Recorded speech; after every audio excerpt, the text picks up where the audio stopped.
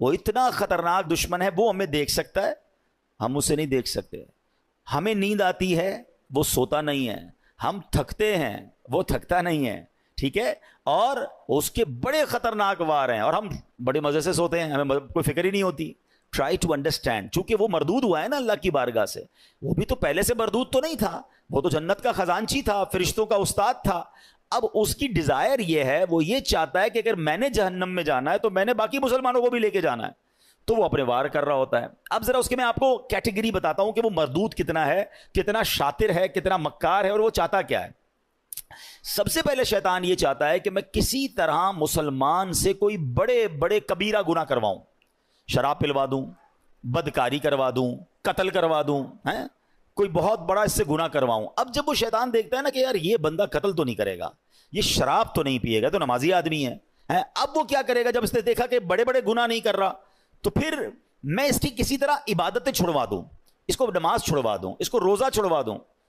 اب شیطان دیکھتا ہے نہیں، نماز بھی نہیں چھوڑ رہا، نمازیں بھی پڑھ رہا ہے، روزے بھی رکھ رہا ہے، یہ مایوس نہیں ہوتا. پھر کیا کرے گا؟ چلو کم از کم اس کی جماعت چھڑوا دوں، فرض پڑھ رہا ہے نا، جماعت سے نہ پڑھے تاکہ اس کا ثواب کم ہو جائے. اچھا اب دیکھیے گا کہ بندہ ہے بڑا پکا نمازی، اس کے نفل چھڑوا دو. آپ دیکھیے شیطان کیا مکاری. ہم میں سے کئی ایسے ہوں گے جو پہلے نفل پڑھتے تھے، اب نہیں پڑھتے، یا نفل ہی ہے نا. پھر کہے گا یار اس کی سنت موقدہ چھڑواؤ. دوسرا وار کیا ہوگا؟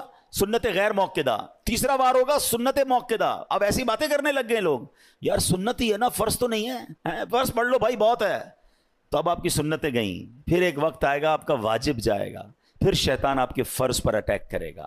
امیون سسٹم سمجھے تھے نا آپ کووڈ میں، کیا تھا کہ اپنا امیون سسٹم اتنا مضبوط رکھو کہ کووڈ وائرس اٹیک نہ کر سکے. تو جس کا امیون سسٹم مضبوط تھا اس پہ وائرس اٹیک نہیں کر پاتا.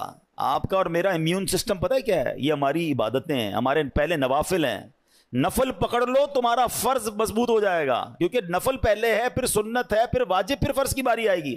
شیطان نہیں کر سکے گا حملہ. ہم نے نفل چھوڑ دیے، سنتیں چھوڑ دیں، واجبات چھوڑ دی، اب فرض پر اٹیک ہوتا ہے. اچھا پھر یہ مردود کیا کرتا ہے؟ دیکھتا ہے نہ یہ نمازیں چھوڑ رہا ہے، نہ یہ روزے چھوڑ رہا ہے، اچھا یہ صدقے بھی نہیں چھوڑ رہا. صدقے پتہ ہے کیسے چھوڑواتا ہے؟ دل میں خوف ڈالتا ہے، یار زکوٰۃ دو گے تو پیسے کم ہو جائیں گے، زکوٰۃ کے علاوہ دینے کی کیا ضرورت ہے؟ زکوٰۃ دے دی بڑی بات ہے بھائی، اب کیا صدقہ دینا، اتنا مہنگا جانور قربانی کی کرنے کی کیا ضرورت ہے؟ سمجھیں اس کے واروں کو. اچھا اس جا ہے نا بڑی خطرناک بات کہ میں نے روزے بھی رکھے، میں نے نمازیں بھی پڑھی، میں نے تراویحیں بھی پڑھی، میں نے صدقہ بھی دیا، میں جناب عبادت بھی کروں، اور اس کے بعد میری عبادت بھی ضائع ہو جائے. یہ کتنی خطرناک بات ہے. مگر اس ویپن کو، شیطان کے اس چال کو کوئی سمجھنے کے لیے تیار نہیں ہے. پتہ ہی نہیں ہے لوگوں کو کہ یار یہ بھی ہو سکتا ہے کہ بھائی صدقہ دے دیا، مسجد سے رسید مل گئی، اب یہ رسید مل گئی، صدقہ ان کو ریسیو ہو گیا، لیکن قرآن کہہ رہا ہے صدقے ضائع نہ کرو. اس کا مطلب میں نے پیسے دے کر بھی ضائع کر دیے. یہ کیسے ہو سکتا ہے؟ Null and void. بلکہ میں آپ کو اس سے خطرناک بات بتا رہا ہوں.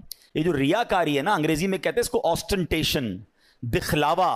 یہ اتنی بری بیماری ہے جو صرف صدقہ یا آپ کی نیکی ضائع نہیں کرتا، بلکہ اس نیکی کو گناہ بنا دیتا ہے، اللہ کی ناراضی بنا دیتا ہے. چلیں بھائی اللہ نہ کرے کوئی نیکی کی اور ضائع ہو گئی، نقصان ہے، مگر وہی نیکی گناہ بن جائے، میں تو مارا گیا نا، کتنا بڑا لاس ہو گیا. Try to understand. یہ سمجھنا ہوگا مجھے اور آپ کو کہ ریاکاری ہے کیا. تو ریاکاری کیا ہے؟ حدیث پاک میں آتا ہے، نبی پاک علیہ الصلوۃ والسلام نے فرمایا، مجھے تم پر سب سے زیادہ شرک اصغر، چھوٹا شرک، وہ کیا ہے؟ ریا، یعنی دکھاوے کا ڈر ہے. اللہ تعالیٰ قیامت کے دن کچھ لوگوں کو ان کے اعمال کی جزا کے وقت فرمائے گا، ان لوگوں کے پاس جاؤ جن کے لیے تم دنیا میں دکھاوا کرتے تھے، اور دیکھو کیا تم ان سے کیا جزا پاتے ہو. یعنی اللہ فرمائے گا میرے پاس تمہارے لیے کوئی جزا نہیں، ان سے جزا لو جن کے لیے نیکیاں کی تھیں.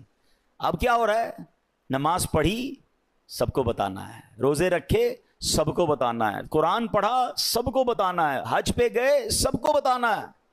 وہ نیکیاں جو نارملی انسان اکیلے میں کرتا ہے، مگر وہ بھی بتانی ہے. وہ پہلے سنتے تھے نا نیکی کر دریا میں ڈال، اب نیکی کر فیس بک پہ ڈال، نیکی کر سوشل میڈیا پہ ڈال. ابھی پچھلے دنوں سیلاب آیا تھا تو کووڈ کے معاملات آئے تھے، کئی لوگ ماشاءاللہ صدقہ خیرات دینے گئے، اچھی بات ہے، یہ بڑی نیکی ہے.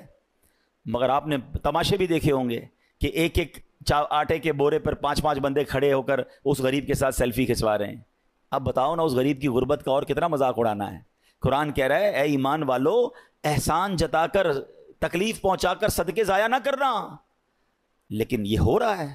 میں نے یہ کیا, میں نے وہ کیا, اتنی پرانی پرانی نیکیاں لوگوں کو یاد ہیں. ویسے ایک چھوٹا سا سوال کر لیتا ہوں, اتنے سارے ماشاءاللہ نمازی بیٹھے ہیں, آپ میں سے کئی ایسے ہوں گے, بلکہ شاید سارے ہی ہم ایسے ہیں, میں بھی اس پہ شامل ہوں گا, جن کو اپنی 25 سال پرانی نیکی بھی یاد ہے. 1990 میں کوئی حج پہ گیا ہوگا, اس کو وہ بھی یاد ہے. 1980 میں عمرہ کیا ہوگا تو وہ بھی یاد ہے. بچپن میں کوئی قرآن پاک ختم کیا ہوگا, وہ بھی یاد ہے. یعنی عام ہمیں تو تجربہ ہے نا, ہم تو لوگوں سے ملتے ہیں. ہمارا تو حال یہ ہے کہ ہم کبھی کسی سے ملنے جائیں نا, حضرت کیسے ہیں, طبیعت کیسی ہے, بس اللہ کا بڑا شکر ہے, اللہ نے بڑا کرم کیا ہے. میں 1995 پہ حج پہ بھی گیا تھا, تو 2000 میں بھی حج کی سعادت ملی, اور 2015 سے تو ہر سال عمرے پہ جا رہا ہوں. اللہ نے بڑا کرم کیا ہے. رجب, شعبان, رمضان کے ہم روزے بھی رکھتے ہیں الحمدللہ. تہجد کی بھی عادت ہے. حاجی صاحب کس نے آپ سے یہ سب پوچھا تھا؟ میں نے تو طبیعت پوچھی تھی آپ سے, اور آپ نے اپنی پوری زندگی کی نیکیاں جو ہیں 3-4 منٹ میں بیان کر دیں. اچھا, ہمت نہیں ہوتی کہنے کی, لیکن چلے آج کہہ دیتا ہوں کہ جناب آپ کو 2004 والا حج یاد ہے, آپ کو پچھلے 10 سال پرانے عمرے یاد ہیں, کل جھوٹ بولا تھا وہ یاد ہے, آج صبح آپ نے موبائل میں کچھ حرام دیکھا تھا وہ یاد ہے, یعنی 15 سال پرانی نیکی یاد ہے, گناہ یاد نہیں ہے. یاد رکھیے, یہ ہمارا سائیکل ہی غلط ہے. بزرگان دین فرماتے ہیں